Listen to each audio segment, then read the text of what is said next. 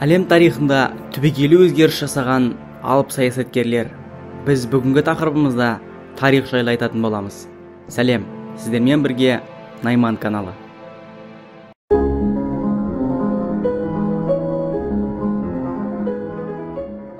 Атилла, еділ патша, ғұн елінің көсемдерінің бірі, һәм бірегейі.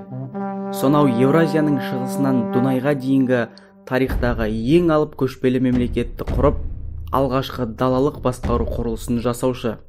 Антикалық дәуірдегі ең алып империяның негізін қалаушы. Оның ұрпақтар ретінде бүгінде Мажарстан, яғни Венгрия есептеледі. Мемлекеттіліктің негізін қалаушы тарихи саясаткер. Гай Юлий Цезарь антикалық дәуірдегі алғашқы республикалық режимді орнатып, ең бірінші демократиялық Рим республикасының негізін қалады. Оның саясатта тұңғыш парламенттілік фундаменталды құрылымын жасаушы ретінде рөлі бар. Адамзат баласына ең алғашқы демократиялық түсінікті құлдықпен бірге орнатқан.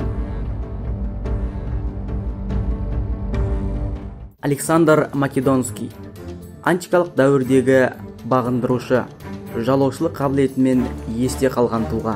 Әскери мемлекет пен алғашқы монархиялық саяси құрылыстың жүйелілігін қалыптастырушы. Мұхаммед пайғамбар, Аллахтың оған игілігі мен сәлемі болсын. Әлем тарихында тұңғыш теократиялық, яғни діни мемлекеттің негізін қалаушы. Асыл дін жолында халифаттық басқару жүйесін енгізіп, ең алғашқылардың бірі болып, әлеуметтік әділ мемлекеттіліктің негізін қалаушы прагмат, тарихи саясаткер.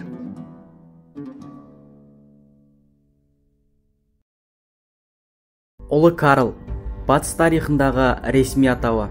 Орта ғасырда алғашқы еуропалық мемлекеттіліктің және абсолюттік монархияның негізін қалаушы.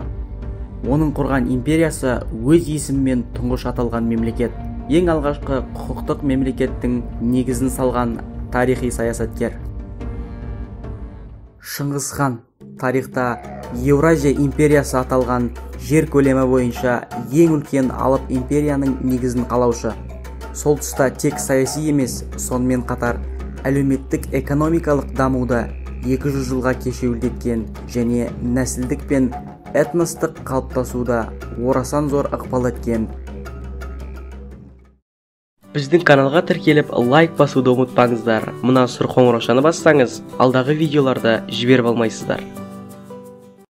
Батый, Еуропа мен Азия арасындағы бірінші болып алып мемлекетті құрушы тұлға.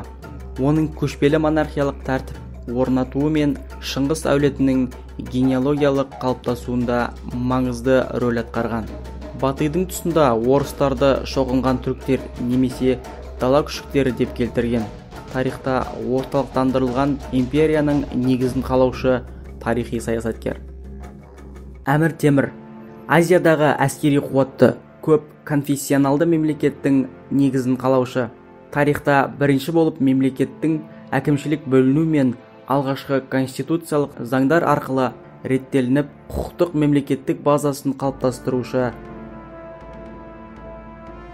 Сүлейман, Осман ислам әлемінде алғашқы болып қуатты мұсылман империясының негізін қалаушы.